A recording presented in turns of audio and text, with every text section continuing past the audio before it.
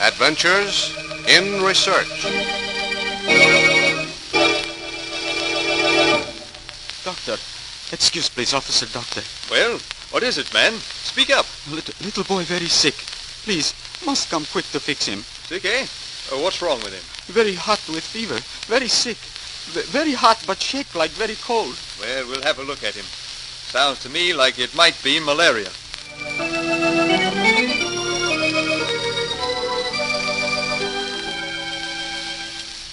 This is Paul Shannon introducing another in the series of programs dealing with the thrilling adventures to be found in the field of scientific research, as told by the men of science themselves.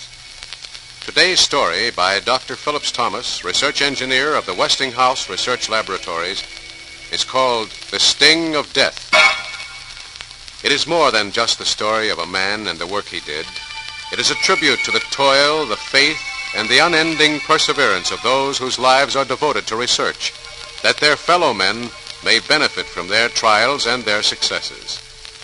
Such a man was Sir Ronald Ross, Major Ronald Ross of the Indian Medical Service, back in the year 1894.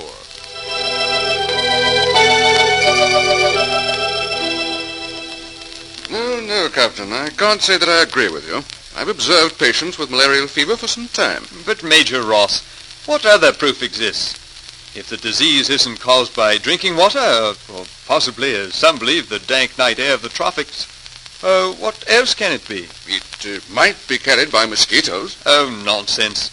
Simply because Manson discovered that the filaria worm that causes elephantiasis is carried by the mosquito, you and a lot of others are coming to the belief that it's the cause of innumerable jungle diseases.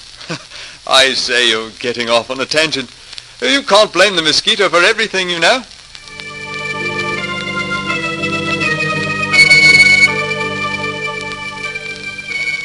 That's how it was. Always they wanted to hold to the old theories. Malaria caused by the dank night air or by the drinking water. On Ross's next leave back home to England, he determined to see Patrick Manson and see what his theories on the subject might be. Now, Dr. Ross, have a look in that microscope and tell me what you see.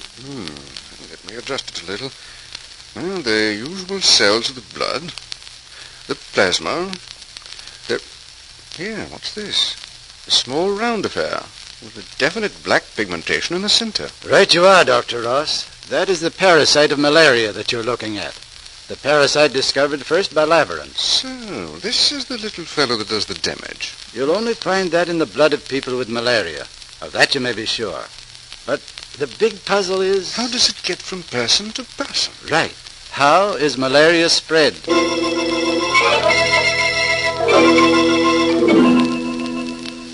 That was the important question. Many times during his leave in England, Ross, with Manson, observed malarial patients in the hospitals there, pricked the fingers of sailors stricken with tropical malaria, smeared the samples of blood on their microscope slides, and watched the growth, the action of the deadly malaria parasite. There are the spheres, Dr. Ross. I see them. Tiny things they are. Inside the red blood cells. Now watch them. The little spheres break through the cell wall. See that? Yeah. When that happens, the victim has his chill. There they are again, in this other smear. No, they're larger, crescent-shaped. And those long whips extending from them make them look like an octopus. Yes, as fearful and deadly an octopus as ever menaced the waters of the tropical seas. Ross watched, amazed at the spectacle that was going on beneath his gaze. Still, he said nothing of his theory of how malaria might be carried from a sick man to one who was well. And then, one day, as he and Dr. Manson walked along Oxford Street, the elder man suddenly stopped. Ross? Yes, Dr. Manson. Ross, I've an idea about malaria. And what's that? I've an idea that those parasites we've been watching are carried by mosquitoes. You really believe it? I do indeed. A victim sick with malaria lies feverish in his bed. The mosquito lights upon him, bites him, and in biting sucks up some of his blood, which is filled with the malaria parasites, the crescents. Then, once those crescents get into the mosquito's stomach, they turn into spheres with a black pigment. Then out go those wriggling whips that find their way into the hide of the mosquito. Then what, Dr. Madsen? Then they must turn into some form of bacillus, and the mosquito dies. 9 times out of 10, that mosquito will fall into some water. Then unfortunate people come along and drink that very water, the water the mosquito has caused to be infected. From man to mosquito to man. That's malaria.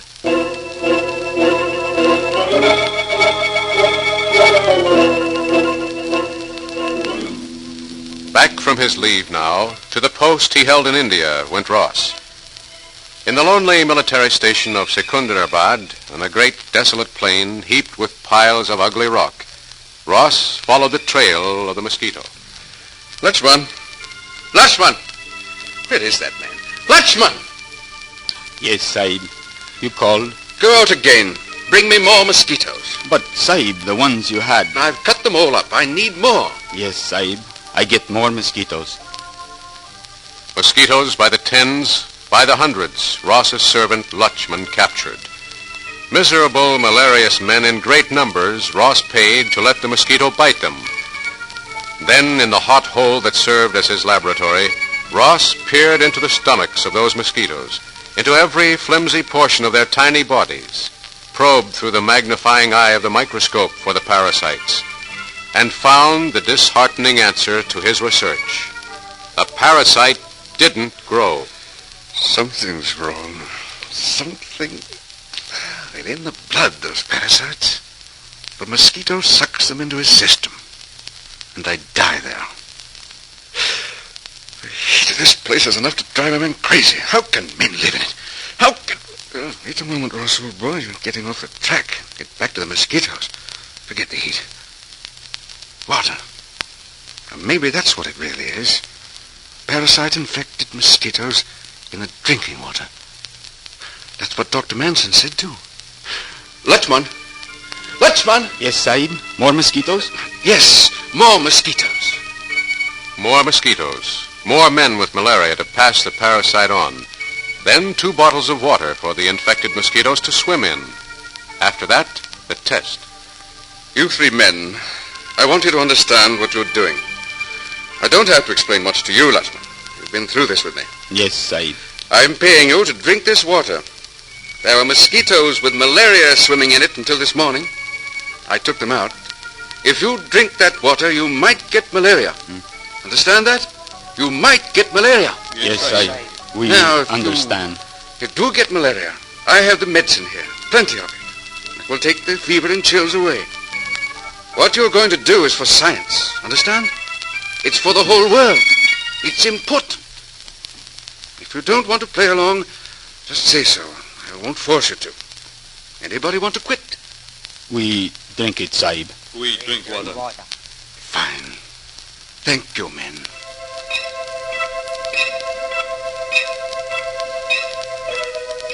Well, they drank the brew from Ross's mosquito swimming pool. Then they waited, while Ross sampled their blood beneath his well-worn microscope. The hours ticked by, and they waited for the chill and the fever. But it never came. The water wasn't the carrier of malaria. Failure after failure passed across the microscope stage. And Ross worked so hard that when he finished in the late afternoon, nearly blind with squinting, he could only stumble to his quarters and, wrapped in fatigue, find comfort in heavy sleep.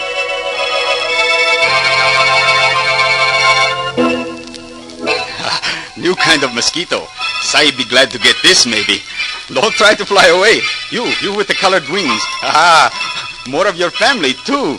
Good, good. Wait till Sahib Ross see you.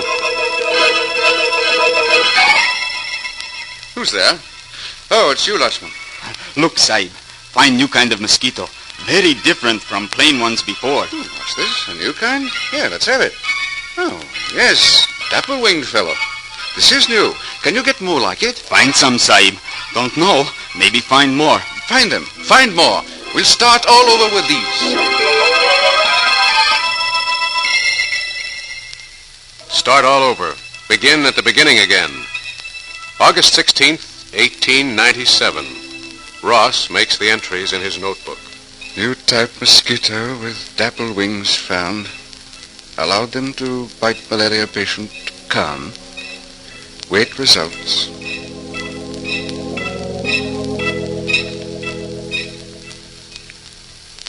Dissected several of the new mosquitoes which bit patient Khan. Results: no evidence of parasites anywhere.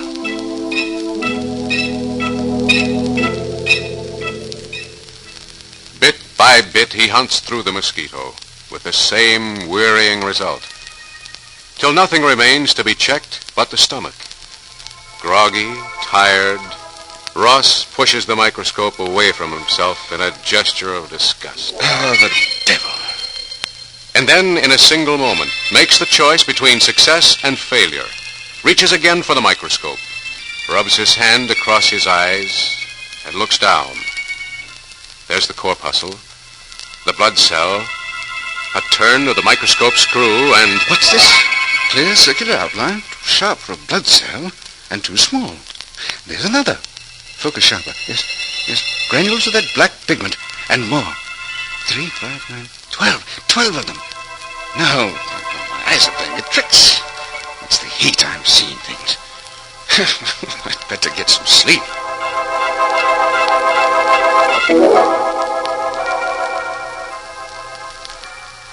Right you are, Dr. Ross. That is the parasite of malaria that you're looking at. The parasite first discovered by Laveran. So, this is the little fellow that does the damage. Oh, yes. And there's another.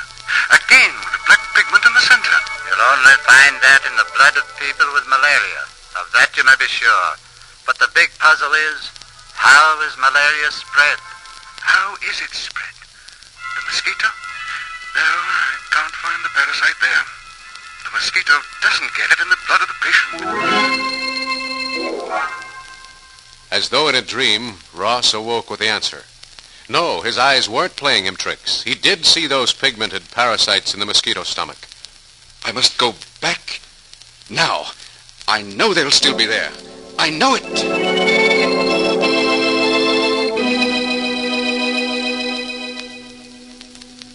Yes, they were there all right. Those malaria parasites were there, alive and growing. And there were more in mosquitoes that came after. The answer was clear. The fact was sure. The proof that the bite of the Anopheles mosquito was the sting of death. The starting point in the trip of the malaria parasite from a sick man to a well one. For the blessing his toil brought to mankind, great honor came to Sir Ronald and to his colleague, Sir Patrick Manson, who pointed the way and encouraged him from England miles away. And to Ronald Ross, in 1902, came that distinguished honor, the Nobel Prize for Medicine. And yet, no prize could ever repay Sir Ronald Ross for the great good he did in the name of humanity through his historic adventure in research.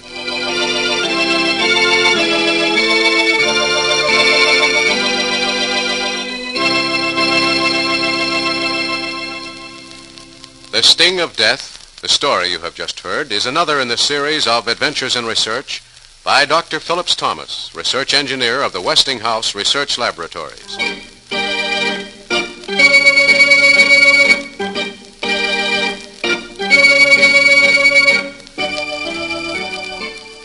Be with us again next week for another interesting story by Dr. Thomas on Adventures in Research.